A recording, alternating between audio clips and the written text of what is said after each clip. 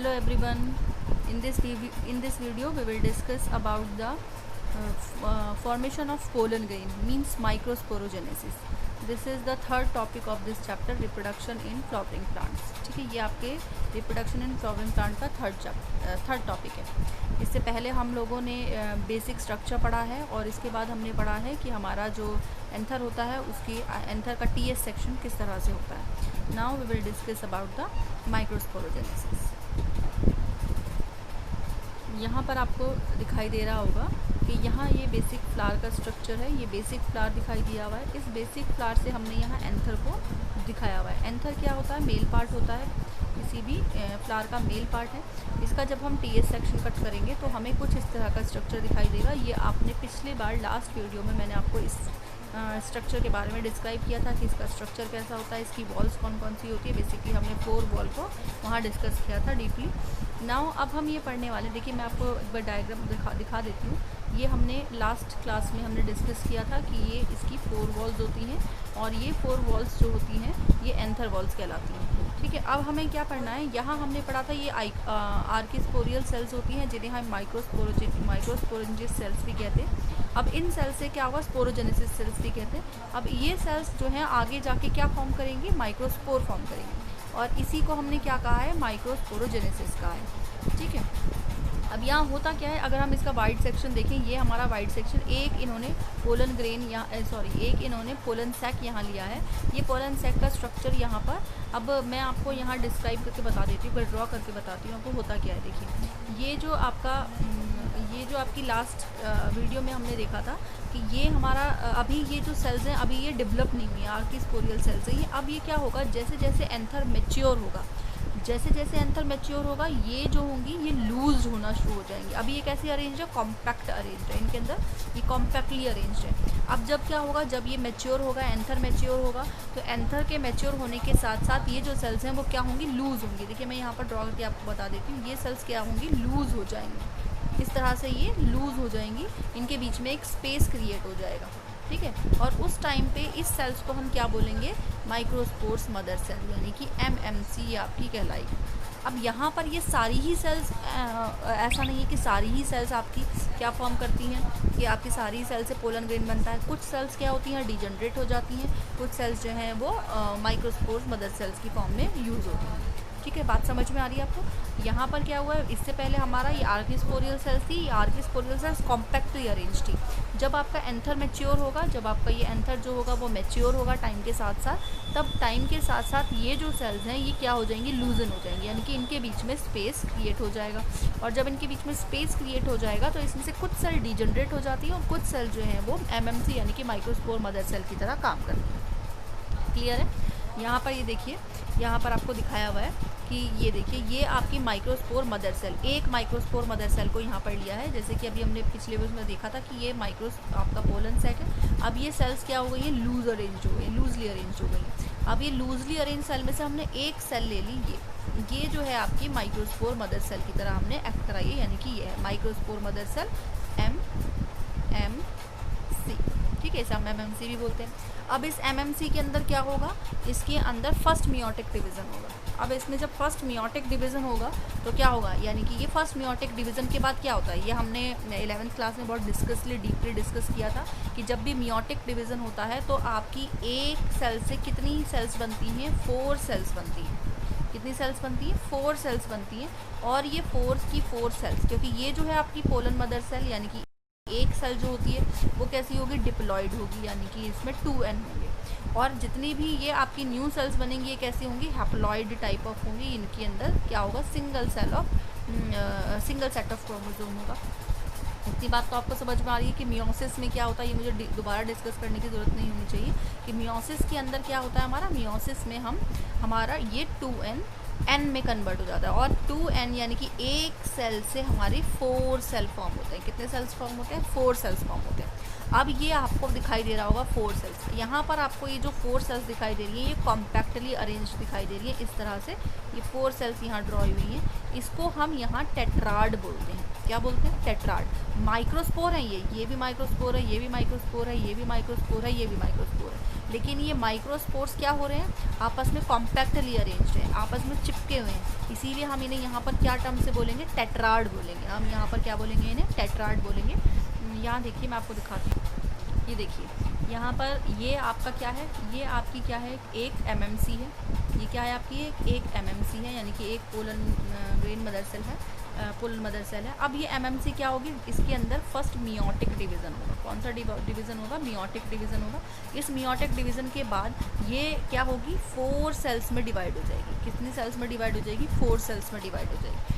ये जो 4 सेल्स होंगी, ये 4 सेल्स आपस में कॉम्पैक्टली अरेंज्ड होंगी। कैसी सेल्स होंगी? कॉम्पैक्टली अरेंज्ड होंगी, जिन्हें हम क्या बोलेंगे? टेट्राड। इन्हें हम क्या बोलेंगे? टेट्राड बोलेंगे। ये टेट्राड है, ठीक है। अब ये कॉम्पैक्टली सेल जो अरेंज होती हैं, ये बाद में जाके आगे जाके क्या हो जाएंगी? लूजन हो जाएंगी। और लूज होने के बाद ये 4 आपके ये 4 पोलन ग्रेन यानी कि 4 माइक्रोस्पोर्स डेवलप करेंगे।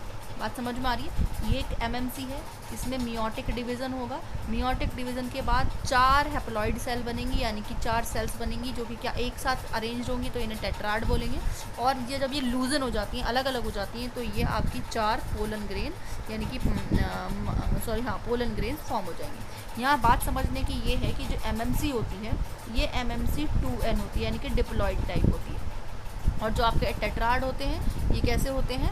सिंगल होते हैं, यानी कि ये हैप्लॉइड होते हैं। क्योंकि डिवीज़न कौन सा हुआ है? इसमें मियोटिक डिवीज़न हुआ है, इसलिए डिप्लॉइड से हैप्लॉइड सेल्स बनी है। और 4, ये बात समझ में आ रही है आपको? आई होप क्लियर हो गया होगा कि इसमें बिल्कुल कंफ्यूजन की बात नहीं है। ये एमएमसी कहाँ से आई है?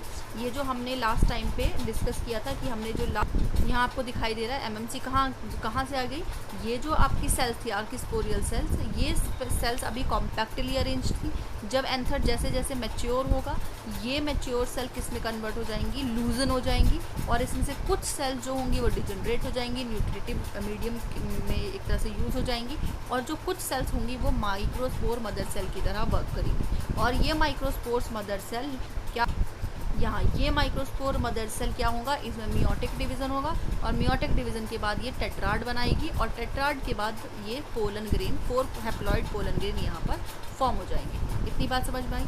अब एक और बात यहाँ पर समझने की है कि यहाँ जो मैंने टेट्राड बनाया है, ये टेट्राड खाली इसी शेप में नहीं बनता कि आपको सिर्फ इसी, ये बेसिकली ये हमने 4 सेल्स यहाँ पर एक साथ आपको दिखा दी। टेट्राड बनने के अलग अलग फॉर्मेशन होती है, अलग अलग टाइप का टेट्राड होता है, जो मैं अभी आपको यहाँ पर शो करती हूँ।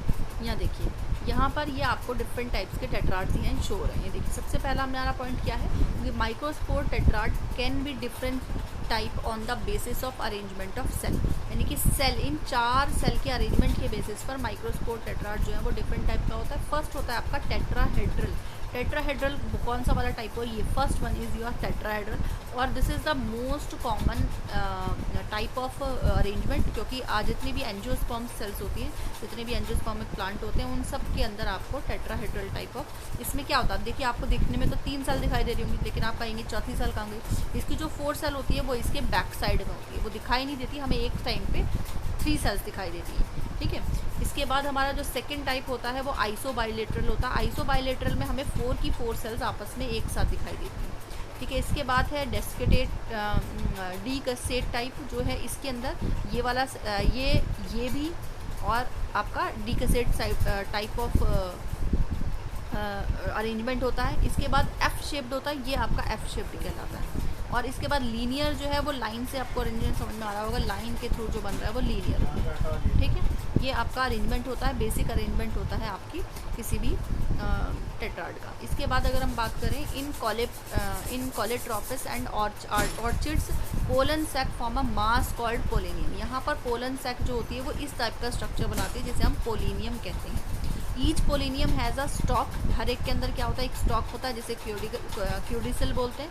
एंड स्टिकी बेस, एक स्टिकी बेस होता है जिसे कॉर्प्यूसिलम बोलते हैं। ये आपका किसके अंदर मिलता है? सिर्फ कॉलेट्रोपिस और ऑर्चिड्स प्लांट के अंदर मिलता है। क्लियर हो गया? तो बेसिक हमने यहाँ पर 4 अरेंजमेंट देखे हैं अलग अलग। कौन कौन से देखे हैं? देखिए, सबसे पहला टाइप है आपका टेट्राहेड्रल, इसके बाद आइसोबाइलेटरल, डिस्कसेट, एफ शेप्ड और लीनियर, ठीक है। और यहाँ पर पोलिनियम भी मिलता है जो कि कुछ प्लांट्स में ऑर्चिड्स और कैलेट्रोपस के अंदर मिलता है। क्लियर है। तो यहाँ मैंने आपको बताया कि सबसे मोस्ट कॉमनली कौन सा होता है, ये फर्स्ट वन होता है टेट्राहेड्रल, यहाँ लिखा भी है most common types in angiospermic plants. Angiospermic में हमें बहुत कॉमनली दिखाई देता है।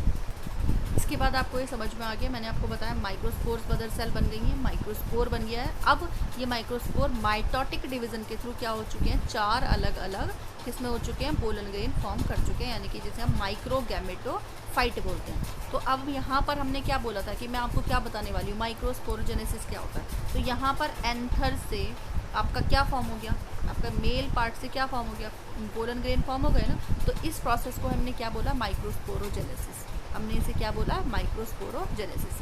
और ये इसका भी डिटेल है कि एक पोलन ग्रेन भी इसका भी स्ट्रक्चर होता है अपना, वो हम नेक्स्ट वीडियो में डिस्कस करेंगे कि इसका स्ट्रक्चर कैसा होता है।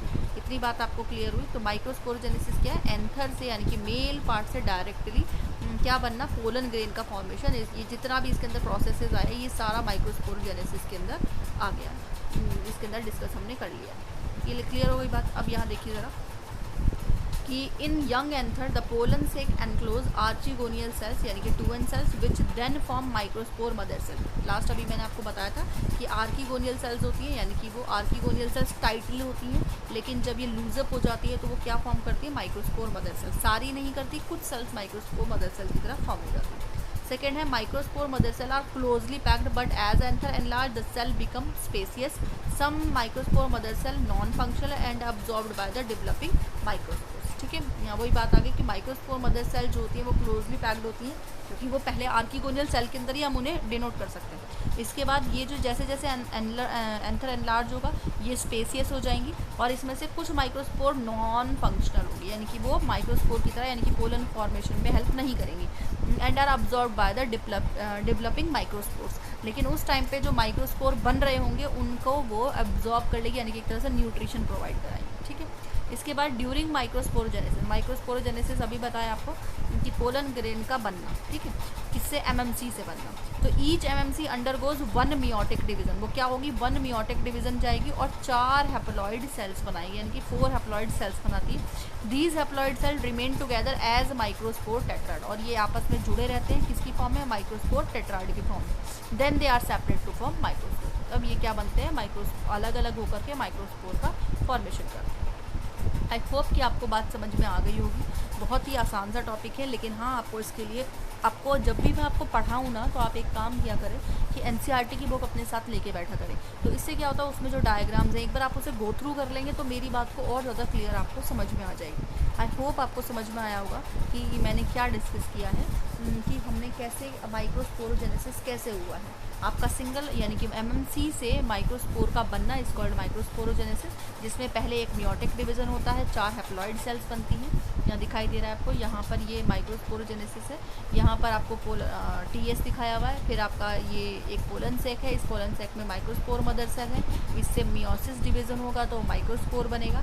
फिर ये माइक्रोस्पोर जो होंगी वो क्या हो जाएंगी, 4 माइक्रोस्पोर माइक्रोगैमेटोफाइट यानी कि पोलन ग्रेन को जनरेट करेंगे। समझ में आई ये बात। और इसी के बेसिस पर मैंने आपको यहाँ डिस्कस किया है कि ये जो स्ट्रक्चर होता है ये जो आपके पोलन टेट्राहेड्रल टेट्राड्स होते हैं ये बेसिक 5 टाइप्स के यहाँ पर आपको डिस्कस किए गए। तो ये भी इंपॉर्टेंट है, इसको भी हम गो थ्रू करते हैं, इसको भी आपको याद रखना है, रिमाइंड रखना है अपने दिमाग में। This is important topic. तो यहाँ हमने अपना ये डिस्कस किया था। नेक्स्ट वीडियो में हम क्या डिस्कस करेंगे कि एक जो हमारा माइक्रोस्पोर बना है, एक माइक्रोस्पोर का स्ट्रक्चर कैसा होता है, पोलन ग्रेन जो होती है आपकी वो कैसी होती है, इसके अंदर किस तरह की वॉल्स होती हैं, इसके अंदर क्या होता है, वो हम अपने नेक्स्ट वीडियो में डिस्कस करेंगे। आई होप आपको समझ में आया होगा। प्लीज़ आप इसको एक बार गो थ्रू ज़रूर करिएगा अपने एनसीईआरटी की बुक के साथ। और अगर आपको कोई भी प्रॉब्लम आई हो या कोई आपको टॉपिक समझ में नहीं आया हो तो आप एक बार मुझे कमेंट कर देंगे तो मैं आपको उसका रिप्लाई ज़रूर करूँगी। Okay, bye.